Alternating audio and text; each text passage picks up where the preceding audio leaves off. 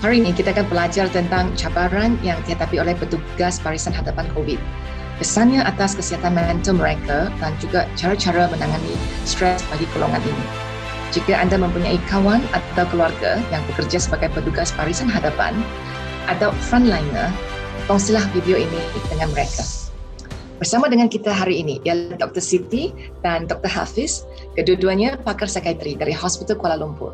Ribuan terima kasih kepada doktor-doktor kerana sudi meluangkan masa untuk temu tugas ini. Assalamualaikum dan selamat pagi. Terima kasih Miss Amy kerana menjemput saya bagi sama-sama meningkatkan kesedaran tentang masalah kesihatan mental di kalangan petugas barisan hadapan di Malaysia pada hari ini. Saya Dr. Siti Nurfadlina, merupakan pakar psikiatri dan pada waktu ini saya menjadi salah seorang sukarelawan bagi membantu menangani masalah pandemik COVID di bahagian daerah Tawau pada waktu ini. Okay, Assalamualaikum dan selamat pagi. Pertama-tama saya nak ucapkan jutaan terima kasih kepada pihak penganjur kerana menganjurkan program yang saya rasa sangat baguslah dan harap-harap bermanfaat, terutama untuk frontliner yang kita semua tahu sedang menghadapi cabaran yang hebatlah. Nama saya Dr. Muhammad Hafiz Norzan. Saya berasal daripada Kuala Lumpur lah. So kini bertugas sebagai pakar psikiatrik di Hospital Kuala Lumpur. Saya telah ditugaskan bersama-sama dengan pakar-pakar yang lain dihantar ke Sabah dan saya dipostkan di Lahad Datu bagi membantu menggerakkan pasukan perkhidmatan kesihatan mental dan sokongan psikososial di bawah KKM untuk membantu rakyat Sabah sendiri maupun frontliner yang mungkin mengalami gangguan emosi atau gangguan psikologi akibat tekanan daripada pandemik ini. Apakah kesan-kesan wabak COVID-19 ke atas kesihatan mental petugas sektor perubatan di Malaysia? Ada tiga sebenarnya masalah yang agak khusus dialami oleh pekerja sektor kesihatan. Yang pertama adalah kerisauan tentang risiko jangkitan. Okey, kita faham risiko jangkitan memang ada di mana-mana. Tetapi bezanya kami di sektor kesihatan adalah orang lain cuba disuruh menjauhkan diri daripada kawasan-kawasan ataupun orang-orang yang ada COVID-19. Tetapi untuk pekerja sektor kesihatan, kami perlu merawat mereka. Jadi kami tak boleh lari daripada mereka, malahan kami perlu berhadapan dengan diorang. Kita terpaksa bercakap, kita terpaksa pegang diorang. Jadi kerisauan mereka adalah lebih tinggi daripada orang lain kerana mereka tidak boleh lari daripada situasi ini. Dan juga bukan sahaja tentang mereka takut dijangkiti, tetapi mereka takut menjangkiti orang-orang di sekitar mereka sebab kita tak tahu pada bila-bila masa kita akan dijangkiti kerana hari-hari kita menghadap mereka dan berjam-jam lamanya setiap hari. Jadi bila kita balik rumah, kita takut kalau kita menjangkiti pasangan kita, anak-anak kita, kan? Budak-budak kecil ni dah imun sistem tak bagus ataupun ibu bapa kita di rumah. Jadi kerisauan tu memang sentiasa ada. Jadi yang kedua adalah perasaan tidak berguna atau tidak berdaya. Apa yang terjadi adalah ketika wabak COVID, jumlah pesakit sebenarnya naik mendadak. Okey, jadi selama ni kalau kita beri 100% keupayaan kita boleh rawat 30 orang dalam masa sehari contohnya.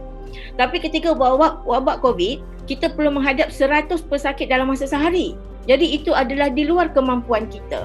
Saya beri contoh kalau pada awal kalau kamu semua ingat di dada-dada akhbar terutama di Eropah ketika itu, ada beberapa negara di mana doktor terpaksa membuat keputusan yang sangat menyayat hati sebab bila mereka cuma ada mesin bantuan pernafasan contohnya hanya ada 10. Sebab selama ni cukup 10. Tapi pada waktu COVID ada 30 pesakit perlukan benda ni. Jadi mereka terpaksa memilih 10 daripada 20 dan ini semua di luar kemampuan. Jadi apa yang berlaku pada doktor-doktor ni, ada di antara mereka yang menjadi trauma, merasa sangat bersalah, merasa tidak berdaya dan mereka mendapat risiko yang tinggi untuk mendapat kemurungan, post traumatic stress disorder dan juga kerisauan melampau. Jadi ini antara cabaran yang dihadapi oleh petugas kesihatan. Dan yang ketiga adalah kekurangan sokongan. Apa yang terjadi pada waktu COVID-19 kerana kita berhadapan dengan pesakit kan? Jadi kita cuba untuk mengasingkan diri daripada orang lain. Apa yang berlaku pada mereka di tempat kerja, mereka tidak boleh nak bergaul dengan kawan-kawan mereka juga. Contohnya kalau kita nak makan di tempat makan, Dan satu waktu hanya ada satu atau dua orang dalam waktu yang sangat singkat. Kalau dulu kan kita boleh kumpul ramai-ramai. Sekarang dah tak boleh. Tak ada tempat meluahkan perasaan dan berkongsi perasaan. Dan kemudian bila mereka balik ke rumah, mereka terpaksa mengasingkan diri dalam satu bilik kecil yang terasing daripada keluarga mereka. Jadi bayangkan mereka balik ke rumah, beritahu keluarga mereka dah nak balik, semua orang sembunyi dulu, and then mereka masuk rumah, masuk terus ke bilik tu sampailah keesokan hari bila mereka mahu kembali bekerja. Mereka boleh dengar suara anak sayup-sayup tapi tak boleh bertemu langsung. Jadi ini adalah satu tekanan yang tinggi sebenarnya untuk petugas-petugas sektor kesihatan pada ketika itu. Jadi ada beberapa kajian yang dilakukan di beberapa buah negara ke atas masalah psikologi ataupun kesihatan mental di kalangan petugas barisan hadapan dalam sektor kesihatan sewaktu wabak COVID. Jadi didapati kemurungan adalah antara yang paling tinggi di mana sebanyak 50 ke 70% petugas kesihatan ini mengalami simptom-simptom kemurungan, dan dalam lebih kurang 30 ke 50% mengalami masalah gangguan tidur. Ramai yang tidak dapat tidur dengan lena, mimpi buruk, semua pada waktu malam. Manakala 40 hingga ke 60% mengalami kerisauan melampau, dan lebih 70% sebenarnya mengalami stres yang melampau. Jadi ini adalah antara data yang telah dikeluarkanlah di beberapa jurnal. Terima kasih Dr. Siti atas informasi ini. Selanjutnya kami ada pertanyaan juga, bagaimana pula dengan petugas barisan hadapan dari sektor lain seperti polis dan askar? Apakah faktor stres utama yang dihadapi oleh mereka? Frontliner dari agensi lain, diorang pun menghadapi isu-isu yang sama. Contoh seperti yang pertama, kerja lebih masa. So kita tahu macam contohnya petugas polis. Pada sebelum ada wabak pandemik, mungkin diorang kerja waktu pejabat ataupun mungkin ada shift yang berkala, tapi disebabkan implementasi PKP oleh MKN, jadi kena buat roadblock kan. Jadi dah tentu memerlukan jumlah pekerja yang manpower yang lebih lah. Ini menyebabkan jam kerja untuk agensi seperti polis dan askar, diorang dah pasti kena kerja lebih masa. Dan kadang-kadang yang kedua, faktor kedua, berjauhan dari keluarga lah. Sebelum pandemik mungkin mereka bertugas di satu negeri, tapi ketika jalankan tugas PKP macam roadblock, jaga keselamatan, mungkin diorang terpaksa dihantar ke negeri lain untuk bertugas, dan ini menyebabkan mereka berjauhan lah dengan keluarga, dan ini pun boleh rasa rindu terhadap isteri atau suami atau anak-anak. Kalau untuk jangka masa yang lama, mungkin boleh memberi tekanan juga kepada sesetengah frontliner kita. Yang ketiga, mereka juga kadang-kadang ditugaskan untuk menjaga kawasan yang tinggi risiko juga untuk dapat jangkitan COVID, seperti pusat kuarantin. Dan kita boleh tengok kan dekat setiap pusat kuarantin, petugas di sini bukan semata-mata petugas KKM sajalah, petugas daripada polis dan juga PGA rela. Jadi bertugas di tempat macam ni sama juga, diorang pun ada risiko untuk mendapat jangkitan COVID yang menyebabkan diorang juga mungkin rasa risau. Bila datang mungkin bebas COVID kan, tapi bila balik kat rumah risau juga kalau kuman COVID dah dibawa pulang kan, nanti bila dapat dekat keluarga, dan kalau kadang-kadang kalau keluarga tiba-tiba jadi positif, boleh rasa bersalah juga di kalangan petugas-petugas ni. Yang terakhir saya rasa ancaman keselamatan juga kadang-kadang. Macam kita tengok ada keluar juga kan di dada-dada akhbar macam untuk pihak polis yang jaga roadblock kan, yang kita tengok bila zaman PKP awal banyak kejadian pemandu mabuk, dan ada kes yang kita bawa kereta hampir langgar pos-pos kawalan. Yang kedua pun ada segelintir kecil rakyat Malaysia ketika petugas menjalankan tanggungjawab yang diberi oleh kerajaan kan, macam cek daripada premis ke premis untuk pastikan semua rakyat Malaysia ikut undang-undang PKP, tapi kan ada antara rakyat Malaysia tak ikut. Tapi kalau macam yang tak ikut ni, bila diberi denda, ada yang kebanyakan majoriti terima je lah denda tu kan, dah buat salah. Tapi ada kan yang segelintir kecil cuma melawan pihak berkuasa, memberi ancaman. Ini perkara-perkara yang sebegini boleh menyebabkan frontliner seperti polis dan askar ni, diorang pun menghadapi kadar stres yang boleh kata besar juga. Mungkin kadang-kadang hampir setara dengan stres yang dihadapi oleh petugas kesihatan. Terima kasih Dr. Hafiz atas kongsi dari perspektif polis dan askar rela. So selanjutnya, bolehkah Dr. kongsi dengan kami cara-cara yang praktikal bagi frontliners atau keluarga mereka untuk membantu mereka mengatasi stres? Jadi benda yang paling penting, kalau kita ingat kita ada satu slogan yang selalu diguna pakai, iaitu kita jaga kita. Memang ia sangat betul. Dalam situasi sekarang ni, siapa lagi nak jaga sesama kita kan? Jadi kita sesama kawan, jaga sesama kawan. Sama-sama kawan tempat kerja, jaga sesama kita. Dan kita sesama keluarga, jaga sesama kita juga. Dan tak lupa, kita perlu jaga diri kita sendiri. Okey? Jadi contohnya kalau kita rasa diri kita ni, kenapa tiba-tiba aku tak boleh tidur malam ni? Kenapa asyik jantung berdebar? Kenapa cepat marah? Ataupun kalau kita nampak kawan kita yang mengalami situasi itu. Jadi jangan tangguh-tangguh. Ingat kamu tak bersendirian. Kamu perlu mendapatkan pertolongan daripada orang lain. Atau kamu perlu cari cara-cara untuk mengurangkan stres tu. Yang kedua, saya rasa kita perlu berinteraksi antara satu sama lain. Bila kita rasa stres, kita dah kenal pasti yang kita stres. Cuba untuk berinteraksi dengan orang lain, luahkan perasaan dengan orang lain. Contohnya kita boleh call, ataupun kita boleh bercakap dengan kawan baik kita, atau kita juga boleh call pasukan-pasukan MHPSS di hospital masing-masing atau daerah masing-masing. Kalau untuk peringkat kebangsaan, sebenarnya KKM dan juga Mercy telah bekerjasama untuk ada satu talian 24 jam talian ni, di mana ia adalah talian sokongan psikososial COVID-19. Jadi kamu boleh gunakan platform ni untuk kontak mereka, minta bantuan mereka. Pertama, kita boleh mengeluarkan perasaan, dan yang kedua, mereka boleh membantu untuk kita mengenal pasti apakah strategi untuk mengurangkan stres. Jadi mereka boleh bantu kita dari segi itu. Dan kemudian bila kita rasa stres, kadang-kadang ada beberapa teknik yang kita boleh gunakan bagi mengurangkan stres tu. Contohnya pertama adalah teknik pernafasan. Okey, kalau kamu tengok, kamu Google ke kan, kamu akan nampak teknik pernafasan ataupun dia akan tulis breathing exercise. Dia ada beberapa teknik, tapi teknik yang paling penting yang kamu kena master kan adalah tarik nafas pelan-pelan melalui hidung. Kita tarik nafas, tahan, senyap sekejap, beberapa saat, kemudian kita hembus slow-slow lah, perlahan-lahan selama beberapa saat. Ulang selama beberapa kali. Dan yang kedua adalah aktiviti meregangkan otot. Sebenarnya aktiviti meregangkan otot ni sangat simple dan ramai orang tahu, sebab kalau masa kita sekolah dulu, kita ada satu sesi pendidikan jasmani. Sebelum kita buat aktiviti sukan, kita perlu buat pemanasan badan. Untuk yang kita panaskan badan ni adalah teknik-teknik meregangkan otot. Sama sahaja tekniknya.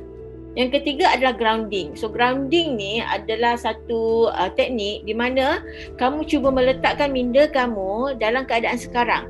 Bukannya fikir benda yang dah lepas ataupun benda yang tak pasti di masa hadapan. Kalau kamu perasan apa yang buat kamu stres atau rasa kerisauan melampau adalah kerana kamu fikir tentang benda yang tak jadi lagi ataupun benda yang dah lepas tapi tak boleh nak diubah. Bila kamu asyik memikirkan benda-benda ni, kamu akan jadi lebih stres. Jadi dalam grounding, kamu kena berada dalam waktu yang sekarang. Contohnya adalah apa yang kamu boleh buat, kamu lihat sekeliling kamu. Bila kamu rasa stres, asyik fikir benda-benda yang kamu tak boleh ubah, kamu lihat di sekeliling kamu. Lihat apa yang ada di sekeliling kamu. Apa 5 benda yang kamu nampak? Kamu nampak burung, kamu nampak pokok, kamu nampak kereta kamu nampak kamu punya anak-anak, kamu nampak kucing kamu. Selain daripada apa yang kamu lihat, tengok kamu juga perlu tahu apa yang kamu dengar. Jadi kamu dengar kan, kamu bertenang dengar apa yang sekeliling kamu. Kamu dengar kicauan burung, kamu dengar bunyi mak kamu memasak kan. Kamu dengar bunyi angin bertiup. Jadi ini benda yang kamu boleh lakukan. Atau apa yang kamu bau sekarang. Bau masakan, sedapnya mak kamu goreng ikan kan. Sedapnya bau sambal belacan kan. Jadi ini benda yang kamu boleh lakukan untuk berada, untuk meletakkan minda kamu dalam waktu sekarang. Dalam masa yang sama, kita boleh divert, kita boleh alihkan sebenarnya kita punya fikiran yang sangat kacau, fikirkan benda-benda yang risau tak boleh ubah kepada benda yang ada depan mata kita. Supaya kita boleh lagi appreciate, lebih menghargai benda-benda di sekeliling kita. Lagi satu adalah cuba maintainkan rutin harian kamu. Contohnya kita memang ada rutin harian kan, tapi kita cuba adaptasi dengan keadaan sekarang. Kamu tak boleh keluar, kamu buat dalam rumah. Contohnya dulu suka exercise di luar rumah. Jadi kamu boleh buat exercise dalam rumah kan. Kalau kamu sama ni suka jumpa kawan-kawan dekat kedai kopi, apa kata sekarang kamu buat video call sahaja kan? Kita ada buat video call berkumpulan. Jadi kamu boleh bercakap dengan satu sama lain kan? Jadi ini antara benda-benda yang boleh untuk mengurangkan stres kamu. Terima kasih banyak atas nasihat-nasihat yang penting ini. Selanjutnya, boleh tanya, bilakah seseorang frontliner perlu jumpa dengan doktor psikiatri? Contohnya, jika saya seorang ahli farmasi atau polis yang berasa sangat stres, haruskah saya berjumpa dengan Dr. Siti atau Dr. Hafiz? Dan apakah akan doktor lakukan dengan saya semasa di klinik? Doktor faham kan, biasa kalau kita dinasihat ke jumpa psikiatri klinik, kita terus ada itu, sometimes patient akan, saya sendiri jumpa psikiatris, ada satu stigma punya perasaan. Jadi antara masalah-masalah yang sering boleh muncul kalau seseorang frontliner tu mengalami tekanan yang hebat, stres yang hebat, antara yang paling common saya rasa adalah burnout lah. Kalau sebelum waktu kita masih cergas, masih bersedia untuk kerja kan, kita rasa motivated. Tapi kalau antara tanda burnout, kita rasa level motivasi kita untuk kerja berkurang. Lepas tu kita perasan performance atau kebagusan kita punya bekerja, kualiti kerja kita pun berkurang. Lepas tu kita mula rasa depres, buat kerja rasa tak seronok. Lepas tu mungkin kita mudah marah kan. Pada peringkat awal kita happy, seronok nak kerja. Tapi lepas 3 minggu kerja berterusan, kawan-kawan perasan kita dah jadi mudah marah. Benda kecil pun kita marah orang lain kan. Ini kadang-kadang ni semua tanda burnout. Just nak bagi tahu pasal burnout. Burnout bukanlah bermaksud kita ni lemah, kita ni pekerja yang tak bagus. Sesiapa saja pekerja daripada mana-mana sektor, kalau terpaksa bekerja lebih daripada kemampuan badan atau kemampuan mental kan, hanya tunggu masa saja untuk akan ada breakdown. Cuma berapa lama boleh bekerja tu mungkin berbeza antara satu sama lain lah. Definitely jangan segan, jangan malu untuk dapat rawatan, sebab kalau didapati memerlukan pemeriksaan lanjut contohnya oleh pakar psikiatrik, dia akan dijalankan secara private. Kita akan adakan perbincangan tu di dalam bilik terapi. Setiap perbincangan adalah kerahsiaannya dijagalah. Jadi ini adalah satu outlet yang bagus untuk kita cerita masalah kita. Terima kasih Dr. Hafiz. Satu lagi soalan saya ingin tahu ialah Dr. Siti dan Dr. Hafiz, sebagai pakar psikiatri, adakah doktor juga berasa stres macam orang biasa? Dan bagaimanakah doktor atasi stres sendiri? Kalau saya lah sendiri, kalau saya rasa stres, apa yang saya buat yang pertama adalah ventilasi. Orang kata saya suka kontak salah seorang kawan saya. Saya seorang kawan yang mana kalau saya stres, saya akan kontak dia kadang-kadang sampai 2-3 jam. Dia hanya akan mendengar je sebenarnya. Saya cuma nak orang dengar je apa yang saya cakap. Kadang-kadang dia tak boleh tolong dalam banyak benda. Tapi untuk mendengar tu dah merupakan satu pertolongan yang besar. Saya sangat berterima kasih kepada kawan saya ni kan. Yang kedua adalah binatang peliharaan. Saya sangat suka kucing. Saya rasa kalau saya stres, saya balik rumah, saya dapat gomol kucing tu, cium kucing tu, saya rasa sangat puas hati. Kalau kucing tu cium saya balik, lagilah perasaan tu berbunga-bunga. Macam itulah. Dan yang last adalah menjadi sukarelawan. Sebenarnya memang saya nak jadi sukarelawan di sini. Dan saya rasa bila saya jadi sukarelawan ni, dia memberikan satu kepuasan dan kegembiraan pada saya. Sebab saya rasa lebih banyak yang kita beri pada orang, lebih banyak sebenarnya kegembiraan yang Tuhan akan beri pada kita. Itu saya. Ya, setiap orang mungkin berbeza. Jadi inilah antara teknik yang saya gunakan untuk kurangkan stres saya. Okay. Ada additional comment, Hafiz? Untuk saya, cara saya, kalau saya stres, saya akan spend time dengan family lah. Saya orang yang akan pakai konsep stres di tempat kerja atau masalah di tempat kerja, saya tak akan bawa balik ke rumah. Dan masalah di rumah, saya tak akan bawa ke tempat kerja lah.